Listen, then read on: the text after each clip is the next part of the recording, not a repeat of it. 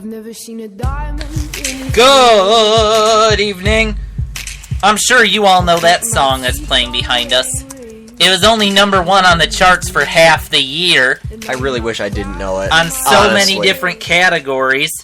The year is 2013, and it's time to review it. no postcode envy, but every song's like gold teeth, Grey Goose tripping in the bathroom. I don't like Grey Goose. Trash in the hotel room, we don't care. Of course I don't care. Do you like Grey Goose? Never tried it. It's a type of vodka. Oh, I Worst know. kind of liquor on the planet.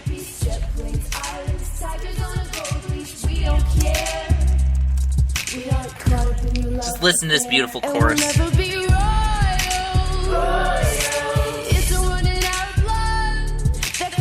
Wham, wham. Wham, wham.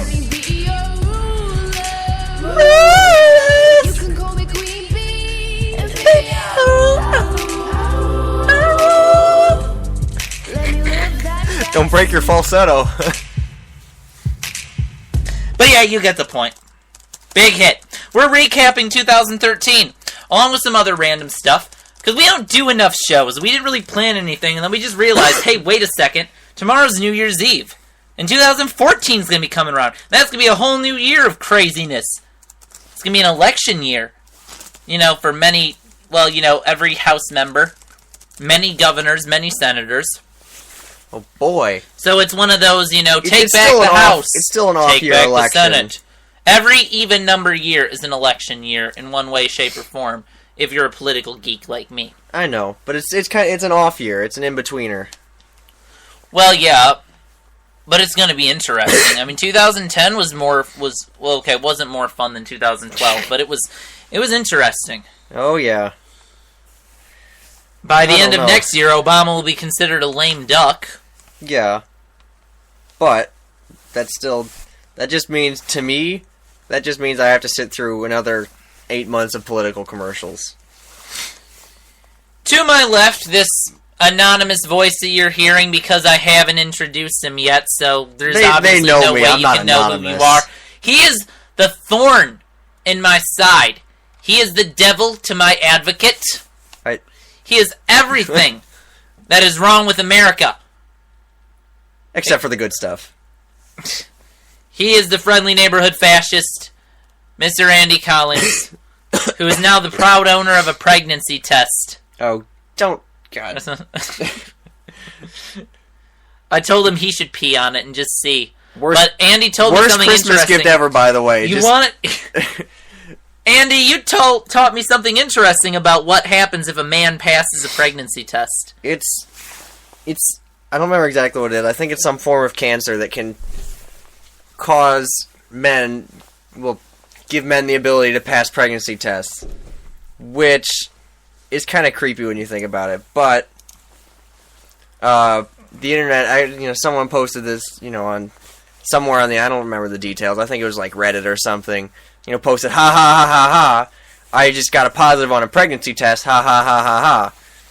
And the internet actually diagnosed his condition and potentially saved his life because, he didn't know anything was wrong with him. Well, gee, I wonder how... This still seems ridiculous to me. You're Googling it. No, I was dealing with Facebook. Oh, well. I don't know. You Googling it? I'm trying. You keep talking. Okay, well, the Olympics are coming up next year, and guess what? There are bombings going on, just like, everywhere in the world. Are you afraid of the Olympics now? Do you think it's not going to happen? No, there's always been some controversy around Russia, and I don't know if we Hell, can have it happened to Russia. us in 1996 in Atlanta. Yeah? I don't know. Everyone was kind of weirded out about China. They went to Great Britain. Great Britain installed, millions of security cameras or something ridiculous. Just... Yeah, I suppose so. But it's even more ridiculous, the anti-gay stances that Russia has. It's really crazy.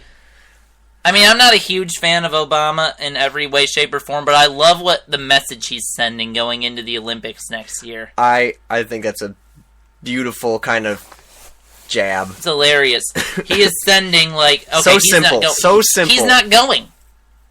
But you know who is? Gay athletes. Yep. Billie Jean King. The, feminist tennis player who took on a male in a tennis match. Some guy who, like, I guess was a washed-up pro who was older and hadn't, been consistently playing, or some guy like that, basically suggested that he could beat the best woman in tennis simply for the fact that he's a man and she's a woman. She ended up crushing him. Yeah, he probably deserved that one. Yeah, definitely. And, I mean, and I'm not, like, Mr. Feminist or anything like that, as we all know. But I have to say, power to her. Oh, absolutely. Absolutely. That's something going on right now. But we're going to let Hard News dig into that story a little more. I'm a little more interested in the year that was. The year that was. Like, here's something that happened this holiday season. Yes. You ever heard of the Nervous Dog coffee shop? Well, no. Well, they're in the news now. Oh boy! Because they did something really badass. They held a food drive. Okay, not Food drive- starting off very strong. Well, you know who the food drive was dedicated to? Whoever stole money from their tip jar. Because obviously, if you're going to be stealing from a tip jar, you're desperate. That's a jinx. You owe me a Coke. I said jinx at the same time as you. Oh, I don't have double jinx. I don't have Coke. I'll take If Pepsi. we were both jinx each other, we couldn't talk. I will accept Pepsi. You can have payment. Pepsi mixed with Red Stag that's sitting next to me. I've got... See, now that I'm 21, I mix my pop with booze, and I do my shows under the influence of alcohol. You can tell that I'm starting to really get professional with this show, and that I'm all about Drinking on the networking air. myself. I mean, okay, sidebar. Woo! I'm a year removed from the Specs Howard School of Media Arts. My classmates voted me most entertaining on-air personality. I ain't doing shit in that industry right now. I got people from You the are video class, furthering even your people education. from the radio class who are, getting straight A's and gen eds that have nothing to do with radio. Woo-hoo. But anyway, they're off working their asses off, whether it be, operating cameras or, doing board work at a gospel station in the Detroit area. Or doing weather on a Canadian radio station, CKLW. Well, he lived in Canada. Okay. Windsor. It's the Canadian one that's doing the Canadian. Bell Media. Yeah, That's it's Bell okay. Media. That's okay then. Well, it's Bell Media, okay? It'd be okay if I did it, eh?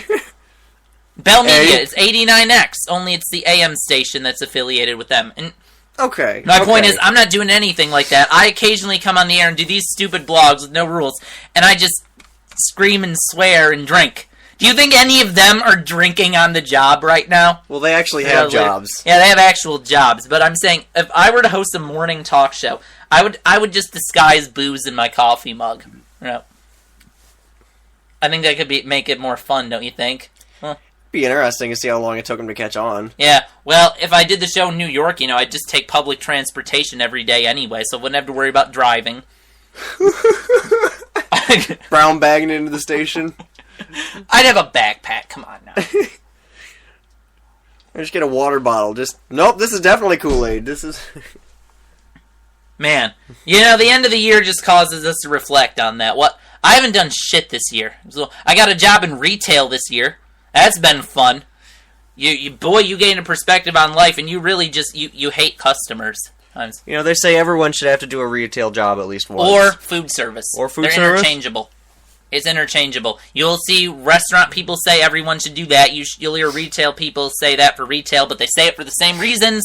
Everyone should have to deal with idiots. Therefore, and I've had this discussion with restaurant people, they agree with me that we both, They're pretty interchangeable. Yeah. I mean, it's different jobs as far as, the actual physical work behind it. That would make me prefer the one I have. But, I don't want to deal with people claiming, oh, you spit in my food. No, I didn't.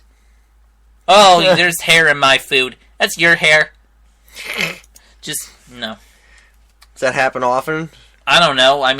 Remember when me and Justin did a show about the fast food strike earlier this year, and Justin shared his stories from being a Taco Bell manager? Customer's always right. I was like, yeah. I mean, I've gone in there. Like I don't know.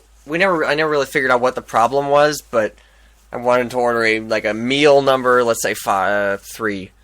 Wanted to order meal number 3, and they gave me deal number 3. Whether I said deal or meal, I don't know.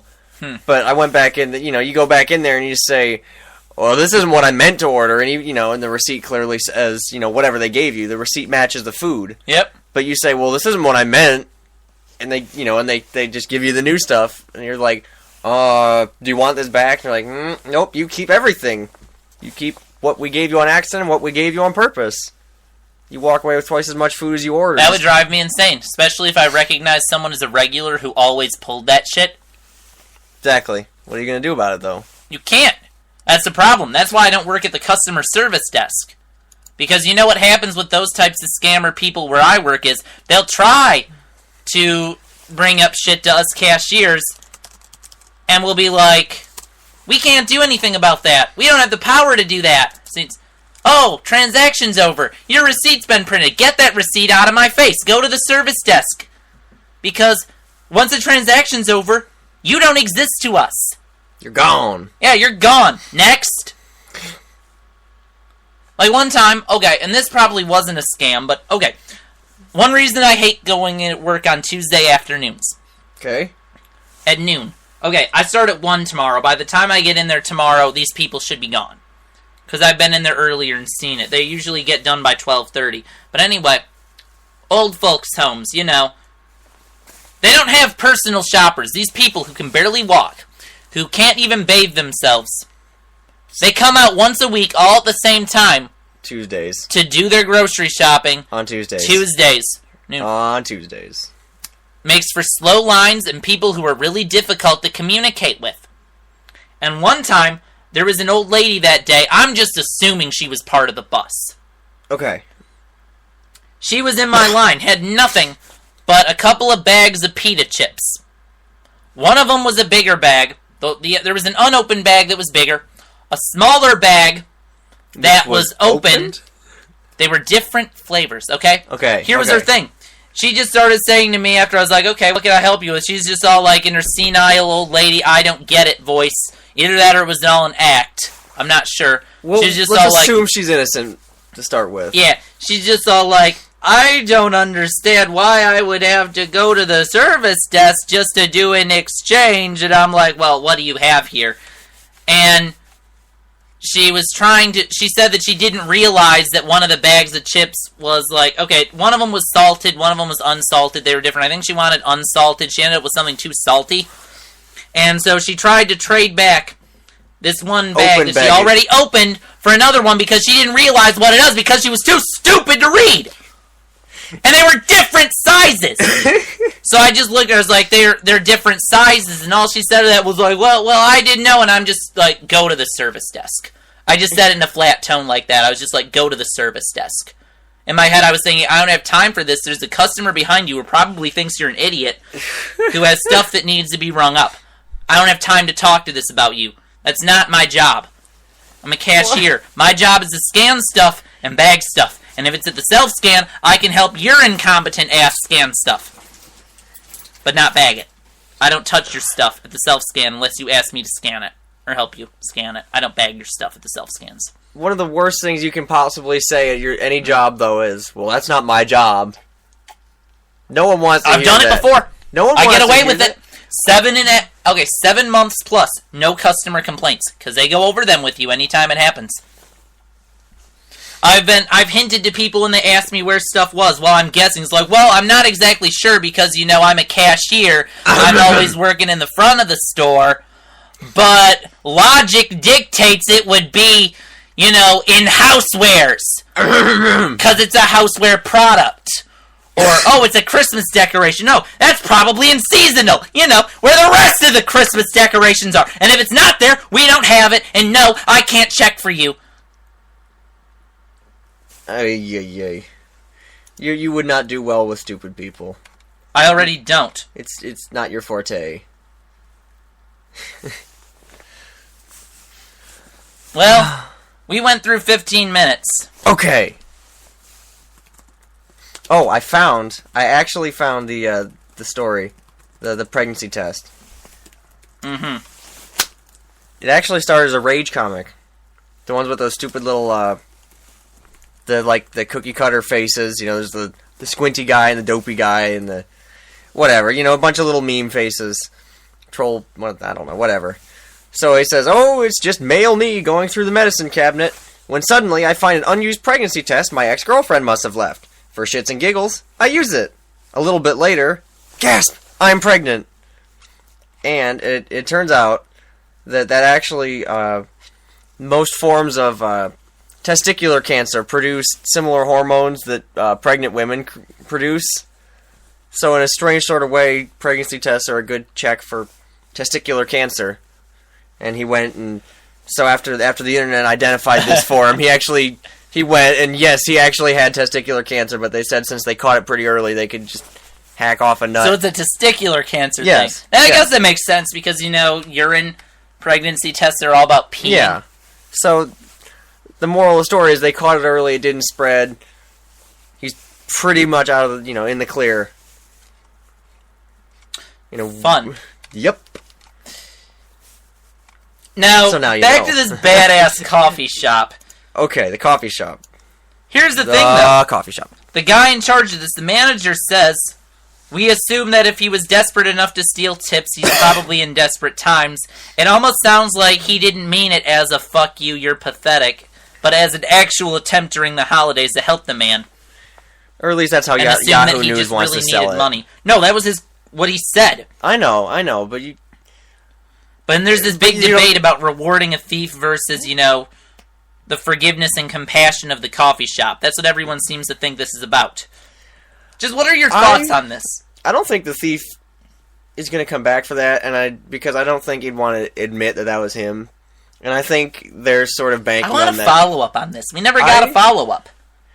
My gut. Maybe there's nothing to tell. My gut says that he's not going to respond to it. They're banking on him not responding to it, and this is just sort of a sarcastic, internet-friendly screw you. Yeah. It's fun, though. It's fun. Would you have ever thought of a scheme like that? No, but then again, that's why they pay that guy. They actually probably don't pay him the big bucks. I don't know. They don't pay him the big bucks. He works a little unheard of coffee shop. I mean, I don't know. I wish I was that clever, though. That takes some skill. Self-promotion's never been my forte, though. Just, I don't know. I feel bad about, overselling myself to people. And I'm like, it's like, invite your friends! Invite all your Facebook friends! And I'm like, oh, I don't want to spam them. What if they get mad at me? I just won't invite them to like my page, and then I sit back and wonder why no one ever likes my page or something. I'm getting distracted by Facebook. I just had to close my Facebook tab. All I can say is you were right about something. You can't delete a comment and have someone not notice. Even if you make another comment, I feel like something has been deleted. Dude, I freaking called it. You're a genius. I'm not a genius. This happens to me. This happens to me all the time. Even if you make a new comment to replace the old one. Dude, I notice these things. So I just confessed what I, commented originally. You got freaking cornered. Yeah, but then there's someone else who's just coming in making jokes out of it. You lose the at person Facebook. The person who made the status hasn't said anything since the whole I feel like someone deleted a comment. Some other person, this is a coworker thing. Another coworker's just in there making jokes about me, be like, oh, it's about you, Ty. It's about you. Because they pick on me. The whole thing's about you. That's all a big conspiracy, Ty. Everything's about you. I don't really know. You lost at Facebook. About me. I do lose at Facebook, yet I've stayed on there for 4 years now. I've been on there for 4 years now. I've always lost at Facebook. I used to post political shit all the time and no one cared. Now I just post random funny shit and I always get around 5 to 10 likes. I found my niche. Okay. No one wants to hear me complain about Obama, his foreign policy, or anything like that. Facebook needs people like you. People that tell the truth. That's what I used to say. But it's a social media outlet. I'm starting to think maybe you're right in some ways. It's just For entertainment. It's just entertainment. The groups are annoying, too. Some of the groups on Facebook. Groups are very... They're not for your entertainment. They're useful. They're tools. Well, some of them are just liars. I mean, what? Like not liars, but they just... I don't have anything... I'm not getting back on Facebook. Okay, I'm just saying, all the Facebook groups I'm in are for organizations... I just have one to do I've got one group called Fuck the Government. Those are pages. Those are different. Those have an agenda. Oh, I meant pages. My bad. I was talking about pages. Pages have an agenda. Groups are just ways for people to communicate. Oh, yeah, I was talking about pages. My bad. Look at this. I have a class, an organization, an organization. I don't participate in a bigger organization, a small group of friends. That's all the groups cute. I have. We really are just being very random with this show today, aren't we? This is what the beauty of podcasts are. You just talk. It's supposed to be professional. I mean, I'm drinking, for God's sake. What kind of... You're banking on me to be the professional one here? Is that what this is? No, what I'm saying is, if I'm drinking, that should make me more professional. No. We got 8.5 minutes left in this part. In part 2, we're going to be talking about each of us have our top 5 lists of most annoying songs of the year. Okay. I'm looking forward to that. Hint. I grumble about this stuff anyways. Hint. The intro song we played is on one of our lists at one of the numbers. That's all the entire... You have 10... There are 10 possible correct answers. 10 possible correct answers, but all the songs that will be played on this show come straight from our list of songs that we hate. Mm-hmm. But they all had to be, songs of 2013. 2013, Because you want to talk about most annoying songs of all time. This list doesn't even scratch the surface. You can dig. You can dig, and you can get some pretty weird stuff. We built this city. We built this city on rock and roll. Built this city. That was when VH1 and Blender magazine came together, made a list of the 50 most awesomely bad songs ever. That was their number 1. That was their number 1? Yep. Okay. Achy Breaky Heart was number 2. Alright. You know Achy Breaky Heart. I know. I was... For some reason, for a second, I was like... I thought you were talking like... Miley Cyrus's father. I know. I just thought you said built the city on... Whatever. So you set me up thinking rock and roll, and then you come in with country, and I'm like, huh? Well, number 3 was an 80s pop song. Yeah, okay, so you just Everybody threw me with Wang your intro. Chung Tonight. Well, the song's called Everybody Have Fun Tonight. But they would interchange the lyrics. So it would be like, everybody have fun tonight. Everybody Wang Chung tonight. Everybody have fun tonight. Everybody Wang Chung tonight. Is Wang Chung some kind of Asian translation? One of the Asian languages for have fun? Or is that just racist? If you type in Wang into Google, Chung is the first result. Really? That might be the band. Oh yeah, that was the name of the band. Everybody us tonight. That's the name of the band. Congratulations. We're gonna get all of you pregnant. And if you're men, we'll just give you AIDS instead. Testicular cancer. Or testicular cancer. I don't think that's contagious, though. I don't know. Maybe they invented a new special kind. Special kind of testicular cancer. How would that work? I don't know. Enlighten me. I don't know. You'd have to ask Wang Chung's senior geneticist. Maybe I don't want to. You probably don't want Unless he's in our chat service. Chat! We have no chat feedback! How horrible. What else is new? No one wants to talk to me anyway. No. We used to have a conservative dude who would listen to us all the time. I know. What happened to that guy? I don't know. He hasn't done a show in months. I looked on his profile. He came all up like he was going to take back America. That was his name, right? Yeah. Yeah. Maybe he's working on something. He just dropped off the charts. Maybe he's off in a basement somewhere with a tinfoil hat and got some maps out or something. Programming the next kind of testicular cancer.